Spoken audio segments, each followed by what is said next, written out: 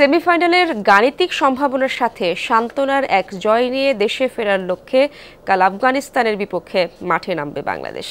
Saint ভিনসেন্টে match শুরু বাংলাদেশ সময় ভোর 6:30টায়। টাইগারদের সহকারী কোচ নিক পোথাস বলেছেন, পাওয়ার হিটিং ছাড়া টি-20তে ভালো করা সম্ভব নয়। প্রশ্ন রেখেছেন 2007-এর পর কি পরিবর্তন হয়েছে দেশের ক্রিকেটে। স্মুথ শেভিং এর জন্য শুধুমাত্র কুল, নাথিং এলস।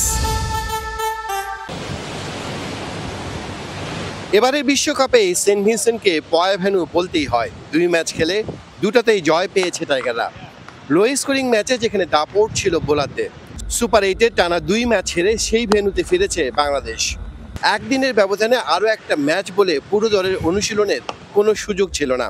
সাকিব আল হাসান, সৌম্য, তানভীর, শরীফুল, তাসকিন এই 5 ক্রিকেটার এদিন করেছেন ঐচ্ছিক অনুশীলন। এন্টিকা ছাড়ার আগেই তাই দলের সহকারী কোচ নিক পোথাস কথা বলেছেন দল প্রসঙ্গে। জানিয়েছেন ভারত অস্ট্রেলিয়ার মতো বড় দলের বিপক্ষে বড় হারের কারণ। টি-20 ক্রিকেটটা অল অ্যাবাউট পাওয়ার। আপনার শক্তি না থাকলে কিছু করতে পারবেন না। জেনেটিক্যালি যা হয়তো সম্ভব না, ভিন্নভাবে সেটা অর্জন করতে হবে।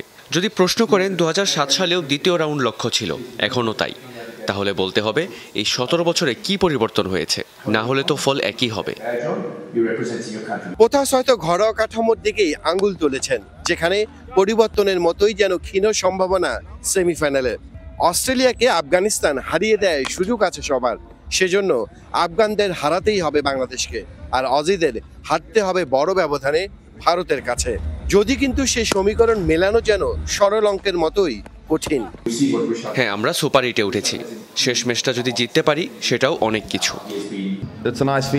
ক্রিকেটে পিছু ফিরে তাকাবার কিছু নেই। অনেক কিছু যেমন ছুঁড়ে ফেলার থাকে, তেমনই অনেক ফল পক্ষে বা বিপক্ষে যায়। তাই আমাদের কাজ বাংলাদেশের ম্যাচের দিকে ফোকাস দেওয়া। যেহেতু সবশেষ ম্যাচ আমরা খেলতে নামবো, তাই জানবো কি করতে হবে বা কি সিদ্ধান্ত নিতে হবে। যেভাবে আফগানরা অজিদের হারিয়েছে, তাতে ভিনসেন্টের উইকেটে আরো বিধ্বংসী হতে পারে ফারুক, রশিদ খানদের বোলিং। ওদের যেমন সামলাতে হবে, তেমনি গুরবাজ জাদরানের ব্যাটে লাগাম টানার চ্যালেঞ্জটাও থাকবে হাতুর সিং শিষ্যদের। 2007 সালে বাংলাদেশের লক্ষ্যটা ছিল সুপার 8, 2024-এ এসেও বদলায়নি তা।